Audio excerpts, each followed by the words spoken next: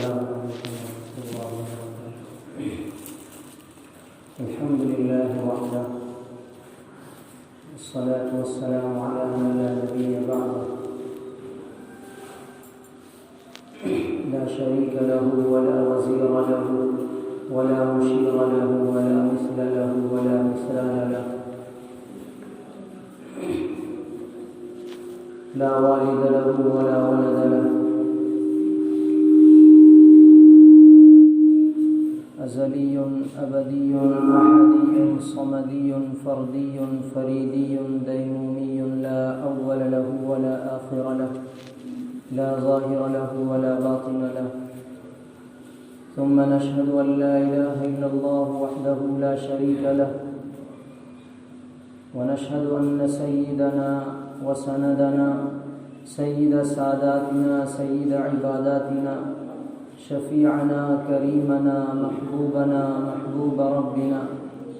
طبيبنا طبيب قلوبنا طبيب عيوبنا طبيب أجسادنا طبيب أرواحنا مخدومنا ملجانا ماوانا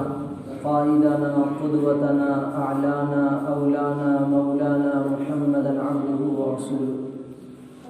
صلى الله عليه وعلى آله وأصحابه وبارك وسلم تسليما كثيرا كثيرا. أما بعد، فأعوذ بالله من الشيطان الرجيم. بسم الله الرحمن الرحيم. وما يذكر إلا أولو الألباب. وقال النبي صلى الله عليه وسلم: سبعة يظلهم الله في ظله يوم لا ظل إلا ظله: الإمام العادل، وشاب نشأ في عبادة ربه، ورجل قلبه معلق في المساجد، ورجلان تحابا في الله اجتمعا عليه وتفرقا عليه، ورجل طلبته ذات منصب وجمال فقال إني أخاف الله، ورجل تصدق إخفاء حتى لا تعلم شماله ما أنفق يمينه، ورجل ذكر الله خاليا ففاضت عيناه، أو كما قال عليه الصلاة والسلام. میرے بھائیوں، بزرگوں، دوستوں، بڑی خوشی اور مسرت ہے، بہت ہمارے لیے شادمانی ہے کہ اللہ تعالیٰ نے ہمیں سورج طلوع ہونے والے جتنے دن ہیں، یعنی تمام دنوں میں، صحیح مسلم شریف کی روایت، تمام دنوں میں سب سے زیادہ بہتر دن جمعہ کا دن ہمیں عطا فرمایا. اسی دن حضرت آدم علیہ السلام پیدا کیے گئے، اسی دن انہیں روح ڈالا گیا، اور اسی دن قیامت قائم ہوگی، اور وہ اسی دن جنت سے نکالے گئے. اور ایک روایت کے مطابق حضرت آدم علیہ السلام کی وفات بھی اسی دن جمعے کی. بڑی بابرکت، بہت ہی زیادہ مبارک دن جمعہ کا دن اللہ تعالیٰ نے ہمیں عطا فرمایا. ہمیں شکر ادا کرنا چاہیے. میرے بھائیوں، اللہ کے نبی صلی اللہ علیہ وسلم نے، میں نے جو روایت پڑھی ہے، جو احادیث کی تلاوت کی ہے، اس سے پہلے جمعہ میں بھی میں نے کہا تھا کہ اس حدیث پہ میں روشنی ڈالوں گا کہ 7 ایسے شخص ہیں جو کل قیامت کے دن عرش کے سائے کے سوا کوئی سایہ نہ ہوگا. اس دن اللہ تعالیٰ ایسے 7 شخص کو عرش کا سایہ نصیب کرے گا، جس کو آپ صلی اللہ علیہ وسلم نے فرمایا الامام العادل،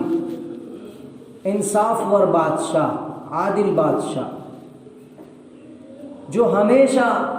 اپنے رعایا کے ساتھ اپنے رعایا میں کبھی بھی ظلم ہونے نہ دیتا ہو، جو مظلوم ہے اس کے حق کو دلاتا ہو، اور جو ظالم ہے اس کو سزا دیتا ہو، تماموں کے ساتھ انصاف کا معاملہ کرتا ہو. ایسے عادل بادشاہ کے لیے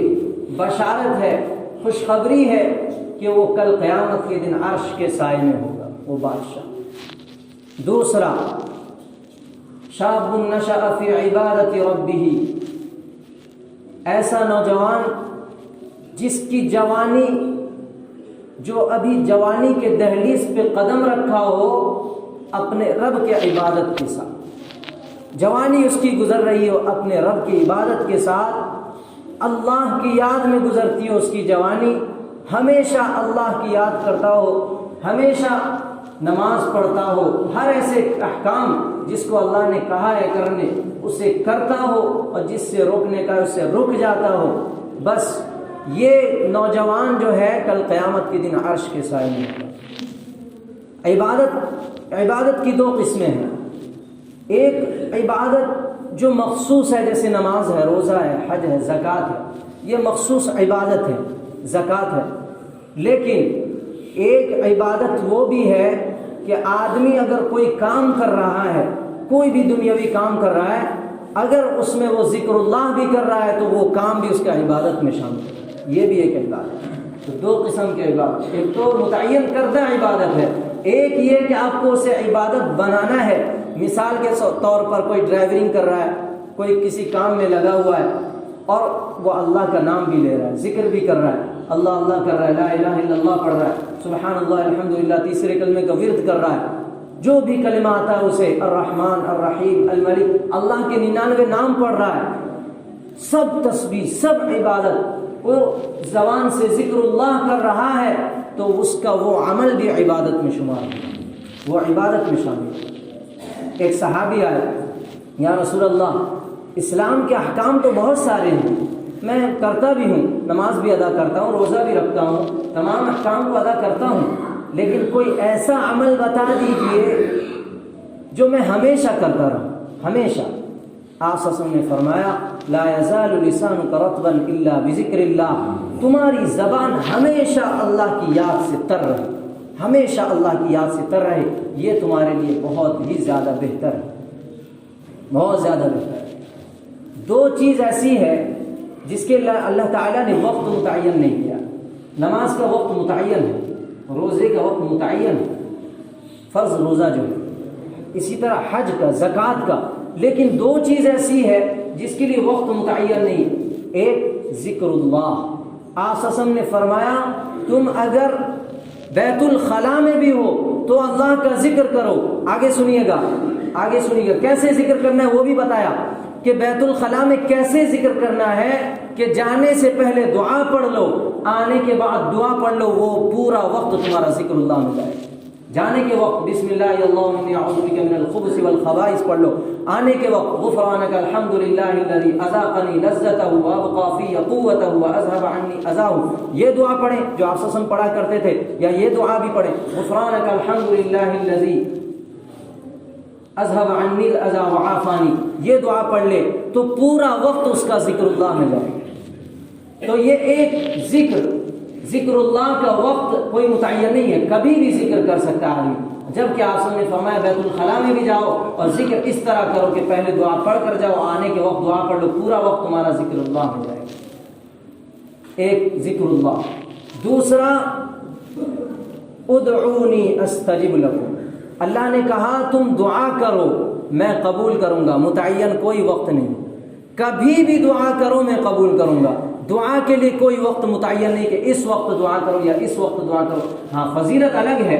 وقت کی فضیلت الگ ہے، مغرب سے پہلے دعا کرنے کی فضیلت الگ ہے، جمعے کے اوقات پورے مقبولیت کے اوقات ہیں، لیکن اللہ نے دعا کے لیے کوئی وقت متعین نہیں کیا۔ تو ایسا شخص شاب نشأ فی عبادت ربہ، کہ ایسا شخص کل قیامت کے دن عرش کے سائے میں ہوگا جس کی جوانی اللہ کی عبادت میں گزری ہوگی، جس کو شاعر کہتا ہے کر عبادت خدا کی جوانی میں تو، کل بڑھاپا تیرے سر پہ آ جائے گا، طاقت دست و پا ختم ہو جائے گی، پھر عبادت کا کوئی بھروسہ نہیں، فکر عقبا کی کر آج ہی بے خبر، کل نہ کر کل کے کل کا بھروسہ نہیں۔ تو دوسرا شاب نشأ فی عبادت ربہ، ایسا نوجوان جس کی جوانی عبادت میں گزری۔ تیسرا شخص رجل قلبه معلق في المساجد، ایسا شخص کہ جس کا دل مسجد میں اٹکا کہ کب فجر کی اذان ہوگی، کب ظہر کی اذان ہوگی، کب عصر کی اذان ہو، کب مغرب کی اذان ہو، کب اللہ کا بلاوا آ جائے، کب منادی اعلان کر دے کہ میں پہنچ جاؤں مسجد میں، ایسا شخص بھی کل قیامت کے دن عرش کے سائے میں، جس کا دل مسجد میں ہمیشہ اٹکا ہو۔ چوتھا،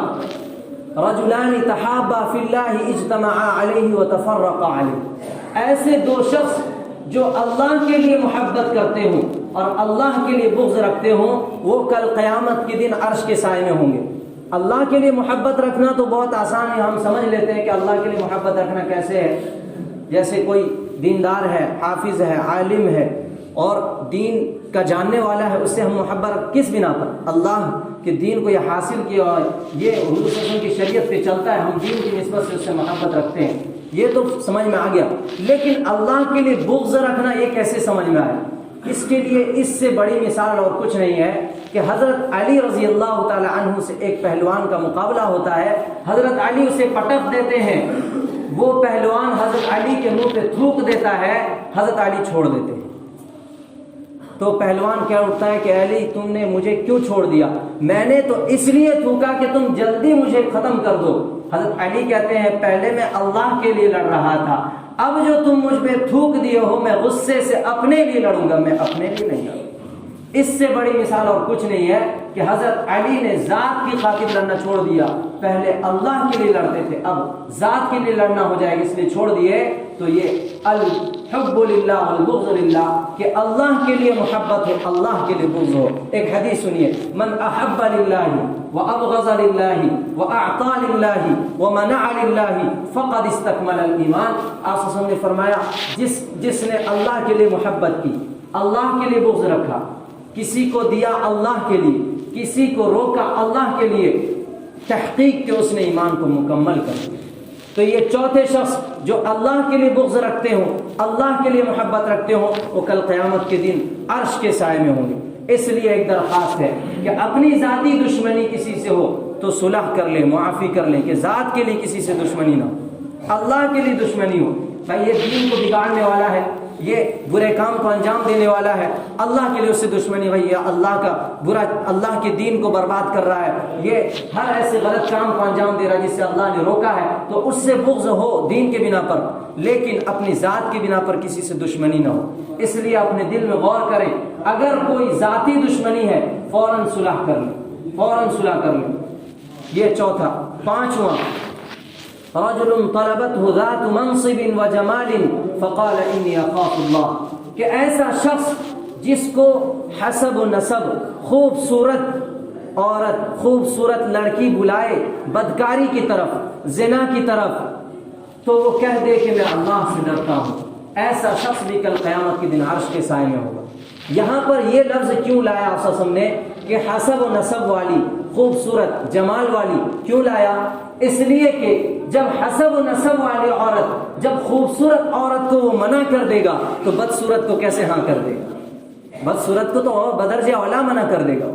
تو ایسا شخص بھی کل قیامت کے دن عرش کے سائے میں ہوگا۔ چھٹا، رجل تصدق اخفاء حتى لا تعلم شماله ما انفق يمينه، ایسا شخص کل قیامت کے دن عرش کے سائے میں ہوگا جس نے دائیں ہاتھ سے صدقہ کیا، بائیں ہاتھ کو پتہ بھی نہ چلا۔ کیا مطلب؟ اس کی پڑوسی کو بھی پتہ نہ چلا، اس نے اللہ کے راستے میں ایسا نکالا، جیسا کہ بارے میں ایک آتا ہے، ایک روایت بلکہ ایک واقعہ ہے کہ ایک شخص تھا، اللہ کے لیے اس نے زکوٰۃ نکالا۔ پہلے جو ہے رات میں صدقہ کیا کرتے تھے تاکہ کسی کو پتہ نہ چلے میں اللہ کے راستے میں دے رہا ہوں، کسی کے دکھلاوے کے لیے نہیں دے رہا ہوں۔ حالانکہ قرآن میں دونوں کا ذکر ہے کہ دکھلا کے بھی دو اور سرن بھی دو، علانیہ بھی دو، تاکہ اگر علانیہ دو گے پتہ دوسرے کو پتہ چلے گا، اس کے دل میں بھی رغبت پیدا ہوگی، وہ بھی دے گا۔ یہ نیت سے دو کہ دوسرے کو پتہ چلے تو وہ بھی دے۔ تو ایک شخص نے زکوٰۃ دیا، مالدار کے ہاتھ میں چلا گیا، دوسرے دن مشہور ہو گئی خبر کہ مالدار کو کسی نے زکوٰۃ دے دیا، وہ اپنے سر پہ ہاتھ مارا، کیا کر دیا میں نے۔ دوسرے دن پھر زکوٰۃ دیا تو وہ کسی اس کے ہاتھ میں چلا گیا جو فاحشہ تھی، بدکار عورت تھی، اس کے ہاتھ میں چلا گیا، پھر وہ افسوس کرنے لگا۔ پھر تیسرے دن زکوٰۃ دیا، کسی چور کے ہاتھ میں چلا گیا، پھر خبر مشہور ہو کہ کسی نے چور کو زکوٰۃ دے دیا، افسوس کر رہا تھا غیب سے ندائی، ہم نے تمہاری زکوٰۃ کو قبول کر لیا، تمہارے صدقے کو قبول کر لیا۔ کیوں؟ اس لیے کہ تم نے جو مالدار کو زکوٰۃ دیا، مالدار کے دل میں یہ آیا کہ اللہ کے بندے ایسے بھی ہیں جو اللہ کے راستے میں ایسا زکوٰۃ دیتے ہیں کہ کسی کو پتہ نہ چلے، مجھے دے دیے، میں بھی آج سے اللہ کے راستے میں زکوٰۃ نکالوں گا۔ اس نے زکوٰۃ نکالنے شروع کر دیے، اللہ نے تمہارے زکوٰۃ کو قبول کر لیا۔ اور تم نے جو چور کو دیا، اس نے چوری چھوڑ دی کہ اللہ میرا ایسا ہے کہ رات کے اندھیرے میں اتنا مال دیتا ہے تو دن کے اجالے میں کیوں نہ دے، میں چوری آج سے چھوڑ دیا۔ تیسرے کو تم نے جو زکوٰۃ دیے وہ فاحشہ عورت تھی، اس نے اپنے فاحشہ اس کو بدکاری کو چھوڑ دیا، اس لیے کہ تم نے جو زکوٰۃ دیا اس سے وہ یہ سمجھی کہ جب اللہ تعالیٰ مجھے بغیر کسی کے کچھ کیے ہوئے بغیر اللہ اتنے مال دے سکتا ہے تو وہ دن میں اللہ تعالیٰ مجھے مہیا کر دے گا، مجھے کسی بدکاری کی ضرورت نہیں ہے۔ ان تینوں نے اپنا کام چھوڑ دیا، توبہ کر لیا، اس لیے اللہ تعالیٰ نے تمہاری زکوٰۃ کو قبول کر لیا۔ تو ایسا شخص بھی کل قیامت کے دن عرش کے سائے میں ہوگا جو ایک ہاتھ سے دائیں ہاتھ سے صدقہ کرے، بائیں ہاتھ کو پتہ نہ چلے، اور کل قیامت کے دن عرش کے سائے میں ہوگا۔ اور آخری ساتواں آدمی جو کل قیامت کے دن عرش کے سائے میں ہوگا وہ رجل ذکر اللہ خالیا ففاضت عیناہ، ایسا شخص کل قیامت کے دن عرش کے سائے میں ہوگا کہ جس نے اللہ کا ذکر تنہائی میں کیا، تنہائی میں اٹھ کر، تنہائی میں اکیلا ہو کر، گوشہ نشین ہو کر اللہ کا ذکر کیا اور آنکھوں سے آنسو بہ پڑے، کل قیامت کے دن وہ بھی عرش کے سائے میں۔ دعا کریں اللہ تعالیٰ ہم ان ساتوں میں عمل کرنے والوں میں شامل ہو جائیں، یا نہیں تو پھر کسی ایک کے واسطے سے اللہ ہمارے کل قیامت کے دن عرش کے سائے میں جگہ نصیب فرما دے۔ اللہ تعالیٰ ہم سب کو عمل کرنے کی توفیق عطا فرمائے۔ وآخر دعوانا